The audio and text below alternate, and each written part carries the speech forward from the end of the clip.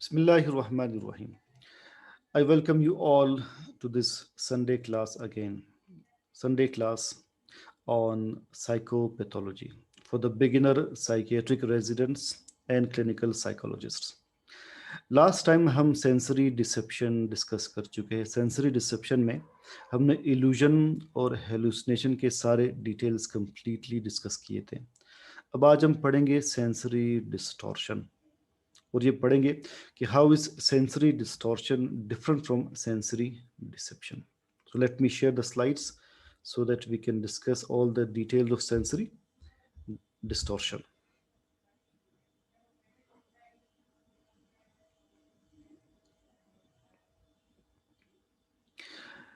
देखिए, परसेप्शन के डिसऑर्डर्स के दो ही ब्रॉड टाइप्स हैं.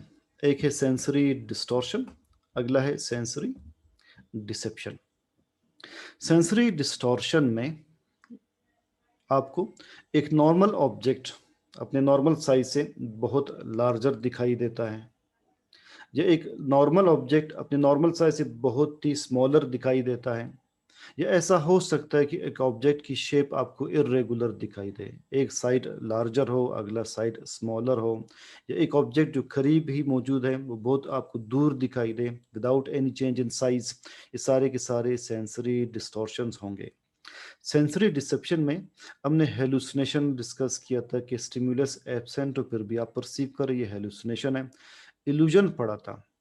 How is illusion different from sensory distortion. देखिए, इल्यूजन में एक नॉर्मल स्टिमुलस को आप मिस इंटरप्रेट करते हैं. लाइक कहीं पर टॉवल सस्पेंडेड है, एक तौलिया सस्पेंडेड है, आप उसे एक ह्यूमन कंसिडर करने लगे, ये इल्यूजन होगा.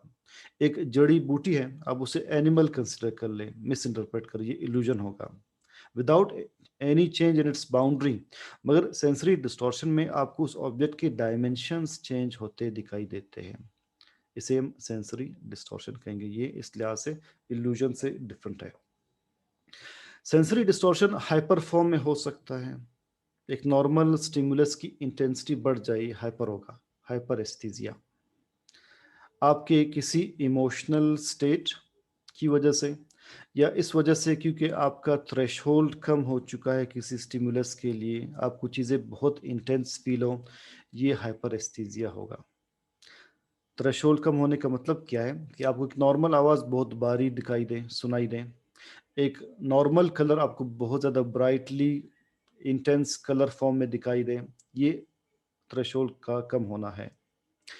तो आप नीचे एग्जांपल देखिए, रूफ टाइल्स को बहुत ज़्यादा कलर्ड फॉर्म में देखना, ये हाइपरेस्थीजिया होगा.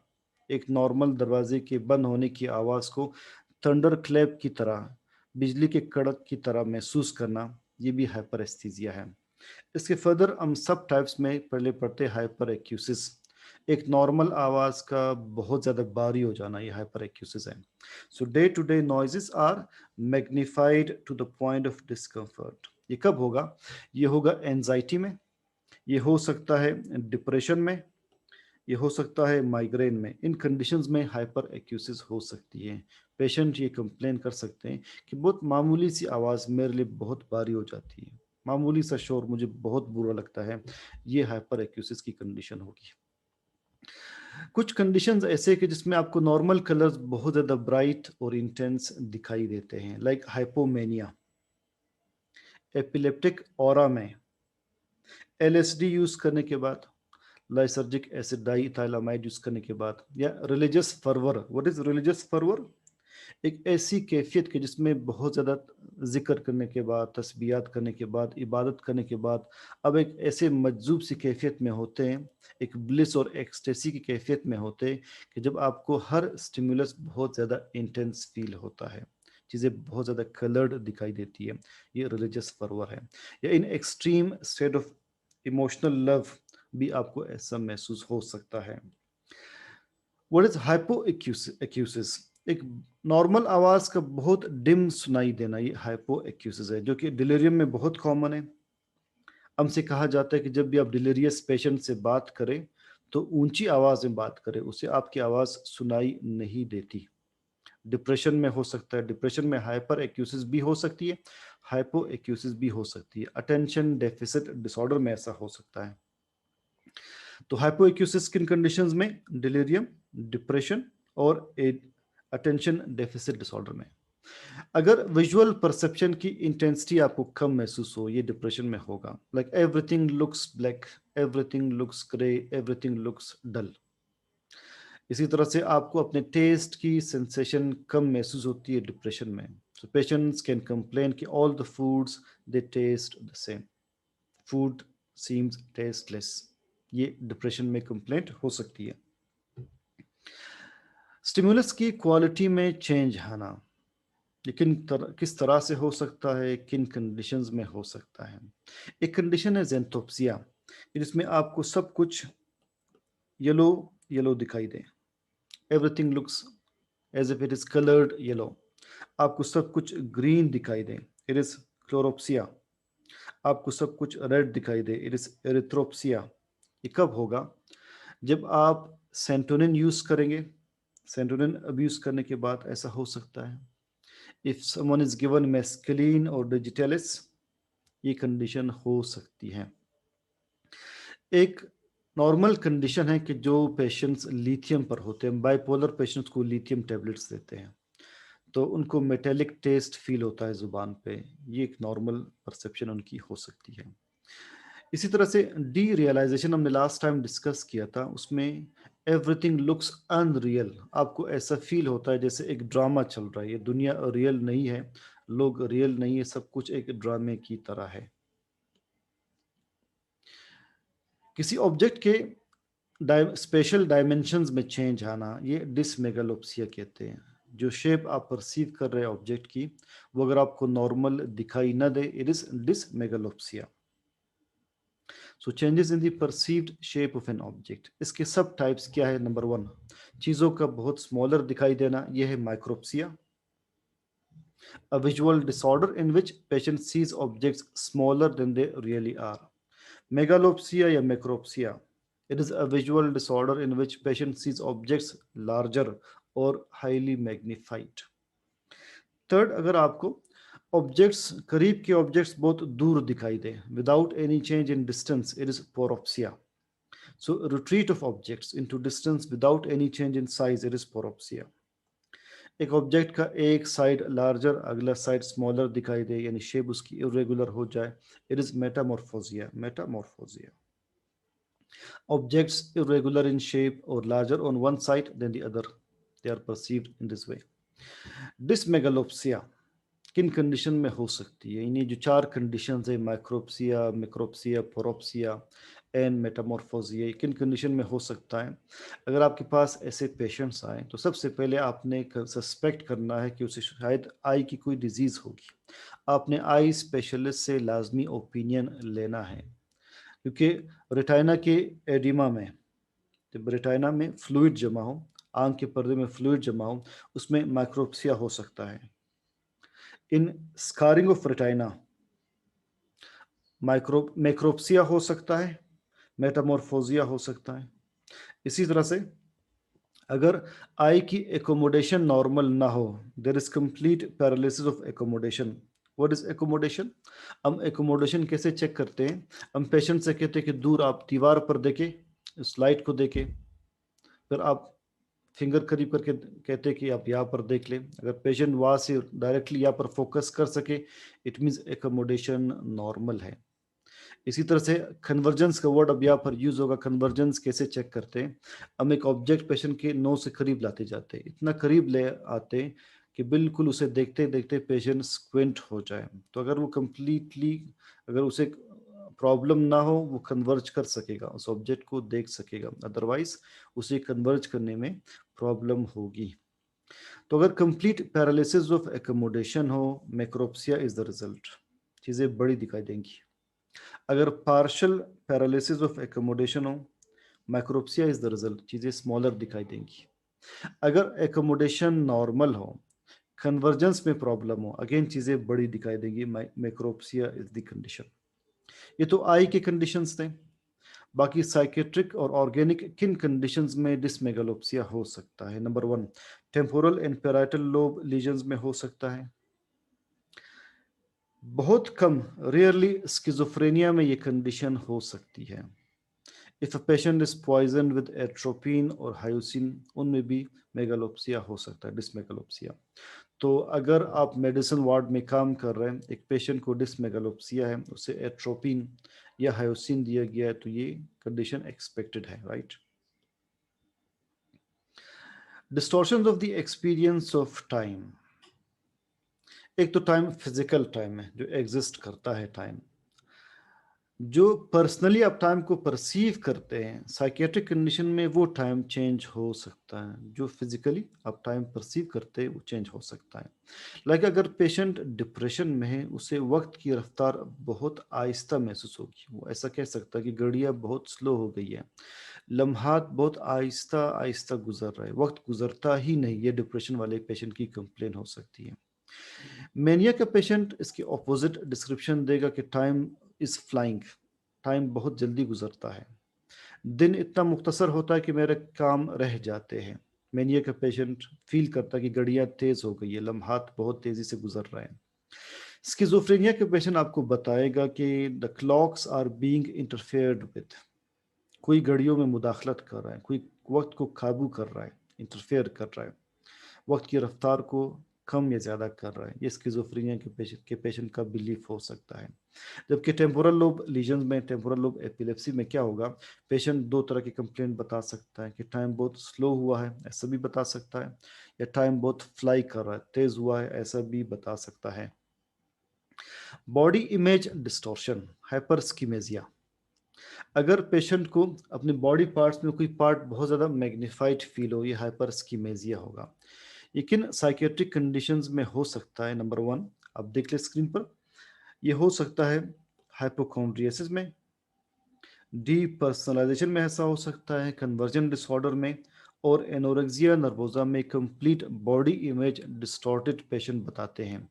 पेशेंट आईने के सामने खड़े होकर अपने आप को बहुत ज़्यादा ओबीज देखते हैं, हालांकि वो बहुत स्लिम होती है, पर फिर भी उन्हें अपना आप बहुत ज़्यादा ओबीज दिखाई देता है। A condition that is common in females, very rare in mails.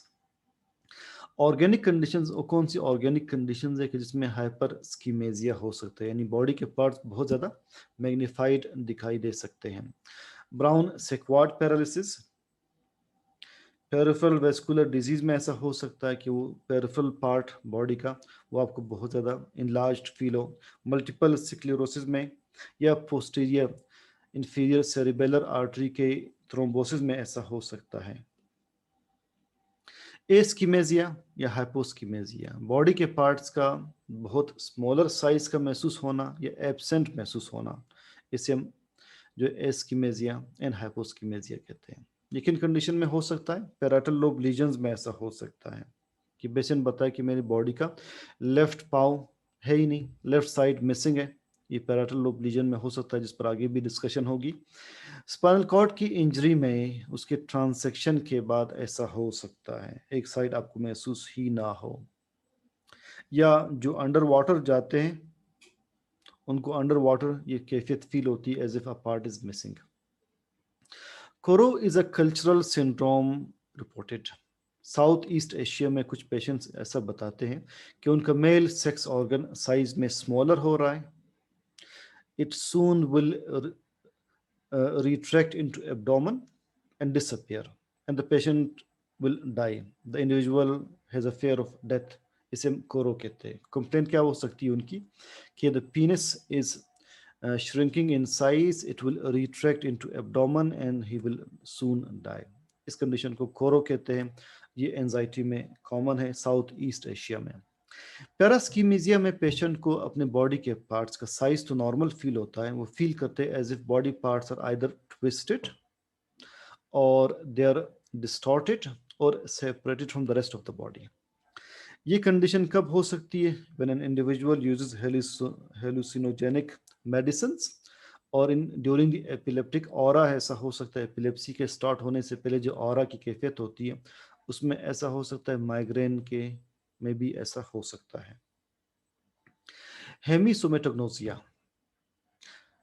unilateral lack of body image in which a person behaves as if one side of the body is missing. ये migraine में हो सकता है, epileptic aura में हो सकता है। एनोसोग्नोसिया में पेशेंट डिनाई करते हैं अपनी इलनेस को। लाइक जब पेशेंट को राइट साइडेड ब्रेन का स्ट्रोक हो जाए, वो डिनाई करते हैं कि उनका लेफ्ट साइड काम नहीं कर रहा, उनका लेफ्ट साइड कंप्लीटली पैरालाइज हो चुका होता है, स्टिल दे बिलीव कि नहीं वो काम कर रहा है, वो डिनाई करते हैं इस डेफिसिट को, इस पैरालिसिस को। It is एनोसोग्नोसिया।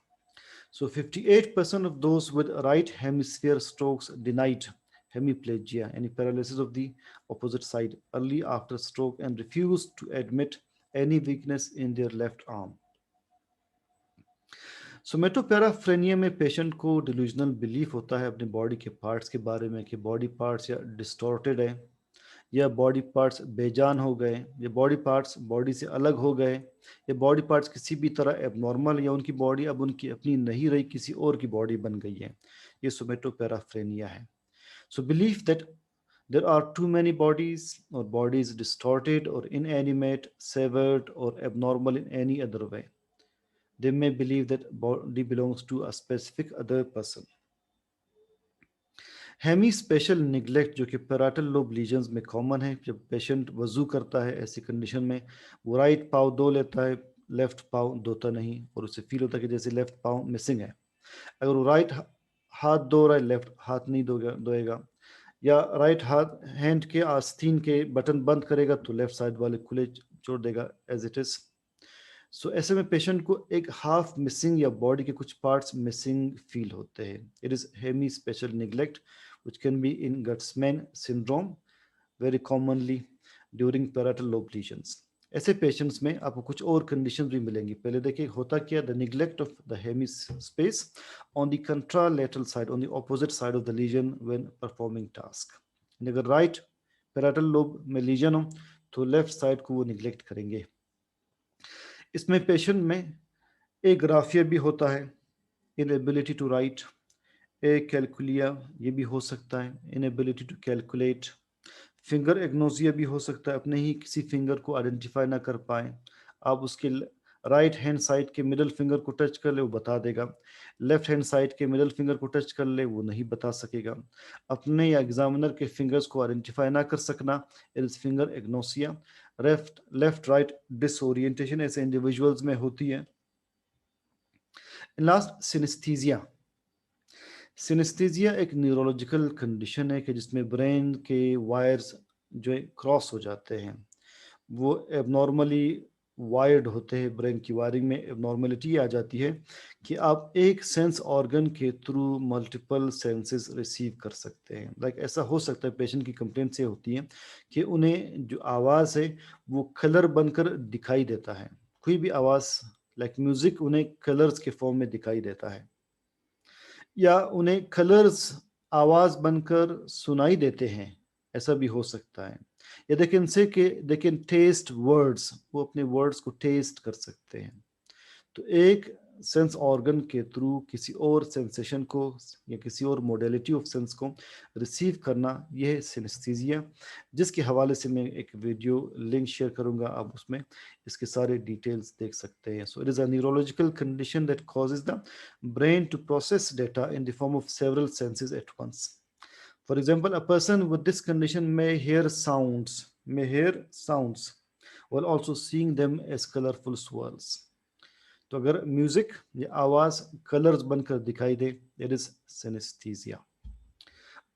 तो या हम सेंसरी डिसेप्शन और डिस्टॉर्शन ये एरिया कंप्लीट कर चुके हैं। इंशाल्लाह नेक्स्ट क्लास में हम साइकोपैथोलॉजी में नेक्स्ट एरिया स्टार्ट करेंगे। सी यू देन इंशाल्लाह।